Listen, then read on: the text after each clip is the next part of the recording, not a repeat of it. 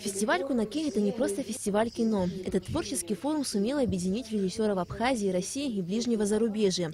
Позади 5 дней работы фестиваля. Премьеры, показы, круглые столы и различные встречи. Кунаки – это дискуссионная площадка, где видные деятели киноискусства знакомятся с новыми творческими достижениями, оценивают результаты художественных исканий современных мастеров, отметил в своем выступлении президент Рауль Хаджимба. Фестиваль открывает уникальную возможность перед начинающими абхазскими драматургами, режиссерами и операторами для раскрытия своих потенциальных творческих способностей, новых идей и замыслов. Благодаря этому наш национальный кинематограф, имеющий интересную историю, может получить в будущем достойное развитие. Кинофестиваль дает возможность полнее реализовывать себя, раскрывать свои интеллектуальные способности для преодоления существующей культурной разобщенности между странами и народами. Из 247 заявок в этом году на конкурсную программу фестиваля было отобрано около 50 картин в 3 номинациях – полнометражные, короткометражные, документальные фильмы, а также телевизионные фильмы и программы. В течение 5 дней строгое жюри тщательно просматривало конкурсные работы, чтобы выбрать самые лучшие. Впервые за историю фестиваля членами жюри было принято решение в каждой номинации выбрать по 2 работы, так как многие картины были близки друг к другу по уровню.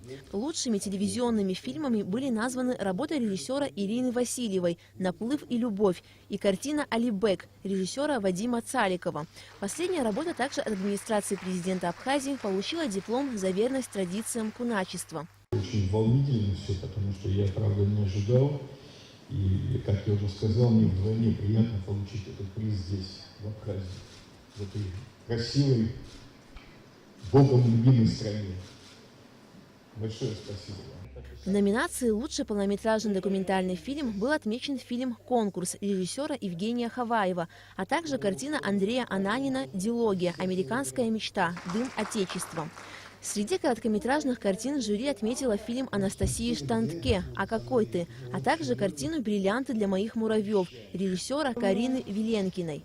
Это глубоко личная для меня история. На самом деле фильм был снят изначально для одного человека, для моей мамы. И так получилось, что сегодня я получаю 12-ю награду. Остальные участники кинофестиваля тоже не остались без внимания. Им были вручены дипломы и памятные подарки. В этом году строгое жюри фестиваля решило никому не присуждать гран-при, так как представленные работы немного не дотянули до высшей награды. Это очень большая ответственность всегда судить работы своих коллег, своих друзей. И это, в общем, так скажем, работа нервная. Объем картин был очень большой, 51 картина. Проблема выбора, которая стояла перед нами, была, в общем, действительно очень сложной.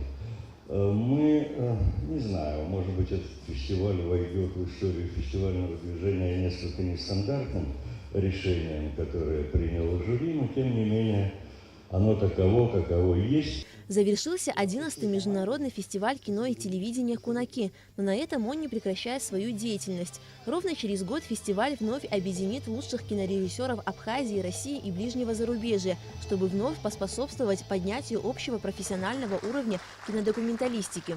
Алика Трапш, Беслан Джинджолия, Абхазское телевидение.